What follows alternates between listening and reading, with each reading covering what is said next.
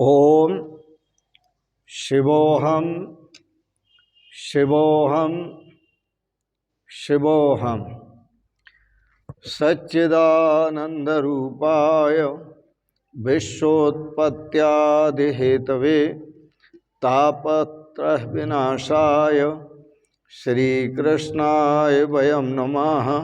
श्रीकृष्णाय वयं नमः। ओम अखंडानंदबोधाय शिष्यसंतापहारिणे सच्चिदानंदरूपाय तस्मै श्री गुरवे नमः। तस्मै श्री गुरुवे नमः। पूर्व प्रसंग में आप दक्ष के यज्ञ प्रसंग का श्रवण कर रहे थे। दक्ष ने भेद बुद्धि रखकर यज्ञ किया, इसलिए उसका यज्ञ सफल नहीं हुआ। यज्ञ में जब भेद बुद्धि रखकर जब यज्ञ किया जाता है तो उसमें विघ्न आते हैं।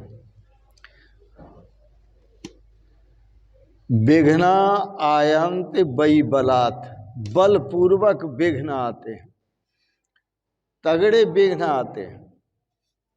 इसलिए देवों में भी भेद नहीं करना चाहिए।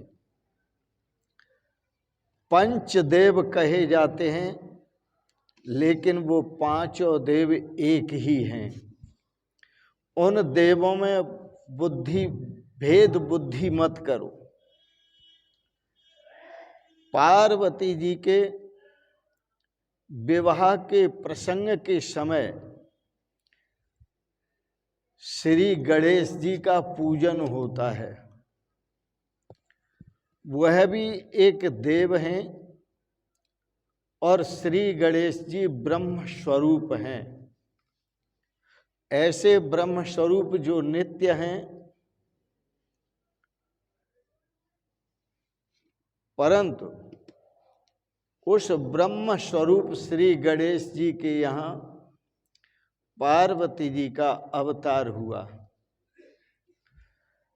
आप इन सभी देवों की पूजा करो, आरती करो, पाठ करो, लेकिन जब तक भगवान श्री कृष्ण के बाल स्वरूप का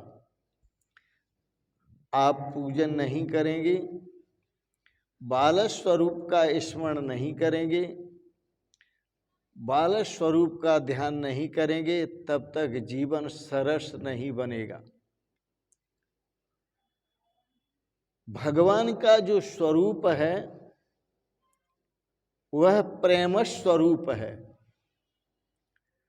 इसलिए भगवान श्री कृष्ण अवतार लेकर, यह कृष्ण अवतार साक्षात प्रेम का अवतार है, इस ब्रज में लीलाएं की और प्रेम तत्व को प्रधान रखा। प्रेम ही सार है। महापुरुषों ने कहा भी है प्रेम जगत में सार और कुछ सार नहीं। यदि प्रेम का पाठ सीखना है तो ब्रज में पधारें, मर्यादा का पाठ सीखना है तो अयोध्या धाम में पधारें, और यदि गए ज्ञान वैराग्य का पाठ सीखना है तो काशी में पधारें। काशी में भगवान शिव ज्ञान और वैराग्य का पाठ सिखाते हैं। ज्ञान वैराग्य, काशी ज्ञान वैराग्य प्रधान है। अयोध्या में भगवान श्री राम मर्यादा का पाठ सिखाते हैं। अयोध्या मर्यादा प्रधान है, भगवान श्री राम मर्यादा प्रधान है। और यहाँ ब्रज में वृंदावन धाम में भगवान श्री कृष्ण प्रेम का पाठ सिखाते हैं। प्रेम से मिलकर चलो, बोलो सभी ज्ञानी बनो, पूर्वजों की भांति तुम कर्तव्य के मानी बनो। अपने पूर्वज जिस प्रकार प्रेम से हिल मिल कर रहते थे, मर्यादा का आचरण करते थे, शास्त्र विहित कर्मों को करते थे, उसी प्रकार हम जीवन जिए अपने पूर्वजों की भांति, तो निश्चित ही हमें श्रेय की प्राप्ति होगी। यह शरीर हमारा पंचायतन है, अर्थात पंच तत्वों से बना हुआ है, पंच तत्वों से रचा हुआ है, और एक एक तत्व का एक एक देवता है, उनका भी हमें ज्ञान करना चाहिए। प्रधान देव हैं एक एक तत्व के, जैसे पृथ्वी तत्व है, तो शरीर जो बना है वो पृथ्वी और जल, वायु, अग्नि, आकाश, छित, जल, पावक, गगन समीरा, पंच रचत यह अधम शरीरा। यह शरीर पांच भूतों का संघात स्वरूप है। तो पृथ्वी तत्व के जो देव हैं श्री गणेश जी हैं। इसलिए गणेश भगवान की जब पूजा करते हैं तो गणेश भगवान हम पर कृपा करते हैं, और हम जो सत्कर्म करते हैं उसमें उन सत्कर्मों में जो विघ्न आते हैं, उन विघ्नों का नाश गणेश भगवान करते हैं। तो विघ्न हरता गणेश जी हैं, इसलिए हम उनका पूजन करते हैं, अर्चन करते हैं, बंधन करते हैं, ताकि हमारे सत्कार्य में कोई विघ्न ना आए। दूसरा तत्व है जल तत्व, और जल तत्व के देवता हैं शिव जी। इसलिए भगवान शिव की हम उपासना करते हैं। और जलधारा प्रियो शिवः, वो जल चढ़ाने मात्र से ही भगवान शिव प्रसन्न हो जाते हैं, और उनकी जो कृपा होती है तो हमें ज्ञान मिलता है, वैराग्य मिलता है। ज्ञान और वैराग्य के जो धनी हैं, ज्ञान और वैराग्य के जो प्रधान देवता हैं वो भगवान शिव जी हैं। इसलिए हम भगवान शिव की उपासना करते हैं। तेज तत्व तीसरा है, तेज तत्व। तो तेज तत्व जो है उसके देवता सूर्य भगवान हैं, और सूर्य की जब हम उपासना करते हैं तो हमें सूर्य देव भगवान निरोग बनाते हैं, निरोगी बनाते हैं, हमारे रोगों को नष्ट करते हैं। इसलिए शास्त्र में कहा आरोग्यम भास्करात इच्छेत मोक्ष मिक्षेत जनार्दनात्। यदि आपको आरोग्य चाहिए, यदि आपको स्वास्थ्य चाहिए, यदि आपको बीमारियों से छुटकारा चाहिए, यदि आप स्वस्थ रहना चाहते हैं तो सूर्य देव भगवान की उपासना करें। आरोग्यम भास्करात इच्छेत, सूर्य नमस्कार करें, और एक नियम बना लें, प्रातः उठ करके कम से कम 11 सूर्य नमस्कार अवश्य करना चाहिए। इसमें भी श्रेय प्राप्त होता है। शास्त्र में कहा है नमस्कार प्रियो भानु, जलधारा प्रियो शिवः, अलंकार प्रियो कृष्ण, ब्राह्मणो मोदकम प्रिय, गणेशो मोदकम प्रिय। कहते हैं नमस्कार प्रियो भानु, सूर्य देव भगवान को नमस्कार प्रिय है। जलधारा प्रियो शिवः, भगवान शिव को जल की धार प्रिय है। अलंकार प्रियो कृष्ण, भगवान श्री कृष्ण को अलंकार प्रिय हैं, आभूषण प्रिय हैं। और महाराज गणेश जी को मोदक प्रिय है, लड्डू प्रिय है। ब्राह्मणों मोदकम प्रिय, ब्राह्मणों को भी मोदक प्रिय है। तो वायु तत्व माता का स्वरूप है। वायु तत्व माता का स्वरूप है। माता पार्वती की भी उपासना करना चाहिए। जब हम माता की उपासना करते हैं, लक्ष्मी की उपासना करते हैं, तो हमें धन मिलता है, जिनसे हमारी सारी सुविधाएं बनती हैं, व्यवस्थाएं बनती हैं। आकाश तत्व भगवान विष्णु का स्वरूप है। आकाश तत्व के देवता भगवान विष्णु हैं। विष्णु की उपासना प्रेम देती है, भक्ति देती है, सरलता देती है, हमारे प्रेम को प्रभु में बढ़ाती है। इसलिए हमें सभी देवों की उपासना करनी चाहिए, परंतु सभी देवों में एक का दर्शन करना चाहिए, परमात्मा का। सूर्य की पूजा तुम्हें आरोग्य देती है, शिवजी की पूजा तुम्हें ज्ञान वैराग्य देती है, पार्वती जी की पूजा तुम्हें धन संपत्ति देती है, बुद्धि देती है, धन संपत्ति देती है, बुद्धि देती है। श्री कृष्ण की पूजा तुम्हें प्रेम देती है, वो प्रेम के दाता हैं। इसलिए हमें भगवान श्री कृष्ण की भी पूजा करनी चाहिए, द्वारकाधीश का स्मरण करना चाहिए।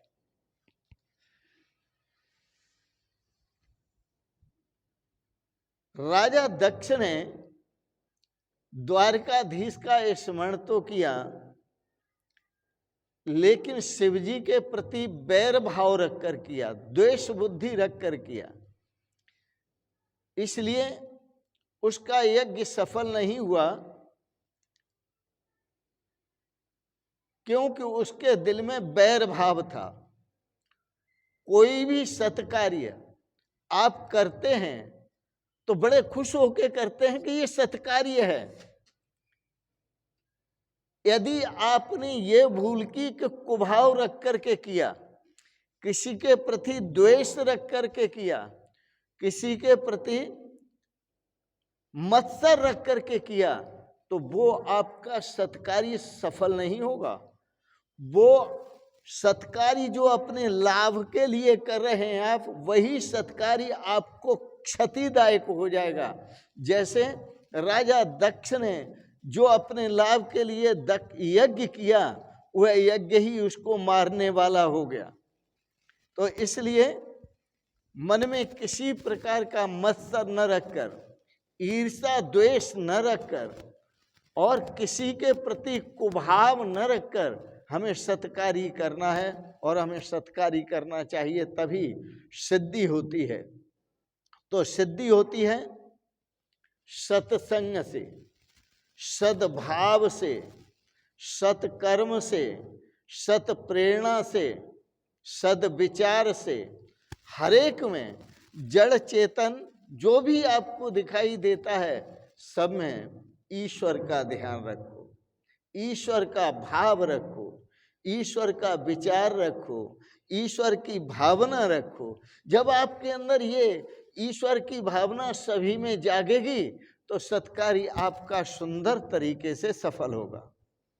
मानव अवतार जो हुआ है, मानव का आपको जो शरीर मिला है, मानव का यह आपको चोला मिला है, यह आपको मानव का चोला परमात्मा की आराधना के लिए मिला है, किसी से द्वेष करने के लिए नहीं, किसी से ईर्ष्या करने के लिए नहीं, किसी का बुरा करने के लिए नहीं, अपना उद्धार करने के लिए मिला है। इसलिए इस मनुष्य चोले का आप सत्कार करें, मनुष्य चोले का सदुपयोग करें और परमात्मा की आराधना करें। आराधना यदि नहीं बन पा रही हो तो तप करें। तप का अर्थ होता है इंद्रिय संयम है तपः।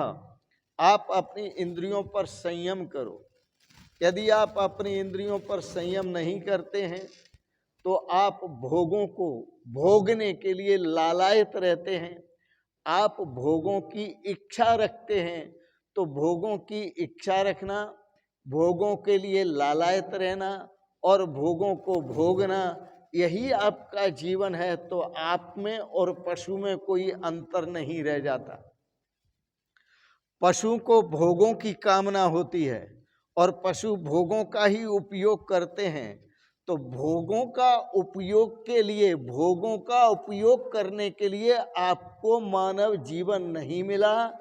मानव जीवन भगवान का भजन करने के लिए मिला है, भगवान का चिंतन करने के लिए मिला है, भगवान का नाम स्मरण करने के लिए मिला है, भगवान के स्वरूप का स्मरण करने के लिए मिला है, भगवान के स्वरूप का ध्यान करने के लिए मिला है। इसलिए प्रभु ने मनुष्य को बुद्धि विशेष दी है, पशुओं को बुद्धि विशेष नहीं दी, ताकि मनुष्य ये ज्ञान प्राप्त कर सके कि मुझे जो जीवन मिला है वो किस लिए मिला है।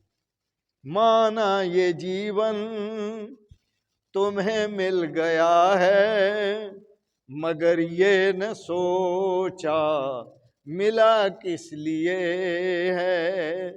माना ये जीवन तुम्हें मिल गया है, मगर ये न सोचा मिला किस लिए है। यदि आपके जीवन में पशुवत खाना पीना सोना जगना उठना बैठना भोगों को भोगना यही रहा, तो आपको जो मानव जीवन प्राप्त किया है आपने, तो समझिए यह मानव जीवन में भी आप पशु ही हैं। पशुवाश्चरन्ति मनुष्य रूपेण, मनुष्य के रूप में आप पशु हैं, क्योंकि आप पशु की तरह इस पृथ्वी पर संसार के भोगों का भोग कर रहे हैं, लेकिन मानव जीवन जिसके लिए मिला है उसका लाभ नहीं उठा रहे हैं। एक बात तो है और याद रखना बड़ी कीमती है, जो देव हैं उनका जीवन देवों का प्रधान जीवन नहीं है, आपका जीवन प्रधान है। क्यों कि देव तप नहीं कर पाते, देवों का जीवन जो मिलता है वो पुण्य उपभोग के लिए मिलता है। जो पूर्व जन्म में पुण्य किए हैं उनका उपभोग करने के लिए देवों को जीवन मिलता है। देवों को तप करने का सौभाग्य प्राप्त नहीं होता, ब्रह्मचर्य पालन करने का सौभाग्य प्राप्त नहीं होता। देवों को या किसी योनि में भी देवों के सहित किसी योनि में भी तपश्चर्या का अधिकार नहीं है, और तपश्चर्या करने का किसी को ख्याल नहीं है, तपश्चर्या करने की किसी की प्रवृत्ति नहीं है। केवल मनुष्य की प्रवृत्ति है तपश्चर्या करने की, अपने जीवन में संयम करने की। केवल और केवल तपश्चर्या करने का अधिकार मनुष्य को है, केवल भगवान के स्वरूप का ध्यान करने का अधिकार मनुष्य को है। तो मनुष्य विवेक पूर्वक संसार में भोगों का उपभोग करते हुए अपने जीवन में भगवान के स्वरूप का ध्यान करे। इसी में कल्याण है, इसी में श्रेय है, इसी में सौभाग्य है और इसी में आनंद है। तो यह मनुष्य जीवन जो मिला है, मानव चोला जो मिला है, वो भगवान का भजन करने के लिए मिला है, भोग भोगने के लिए नहीं मिला है। सावधान होकर अपने जीवन में जिएं और जीवन का श्रेय प्राप्त करें। ओम। आज के प्रसंग को यहीं विराम देते हैं। बड़े प्रेम और श्रद्धा से आपने इस प्रसंग को श्रीमद् भागवत गत प्रसंग को श्रवण किया, इसके लिए बहुत बहुत अनुग्रहित हैं। बस इतना याद रखें, मर्यादा का पाठ भगवान श्री राम से सीखें, ज्ञान वैराग्य का पाठ भगवान शिव शंकर से सीखें, और प्रेम का पाठ, आनंद का पाठ, रस का पाठ भगवान श्री कृष्ण से सीखें। इन देवों का भी हम ध्यान करें और अपने जीवन में श्रेय और सौभाग्य की प्राप्ति करें। इन शब्दों के साथ ही आपने बड़े प्रेम और श्रद्धा से श्रीमद् भागवत के प्रसंग को श्रवण किया। आपके लिए बहुत बहुत शुभकामनाएं। भगवान आपको सपरिवार सदा स्वस्थ और सुखी रखें। आपको बहुत बहुत आशीर्वाद, बहुत बहुत प्रणाम। शिवोहम शिवोहम शिवोहम।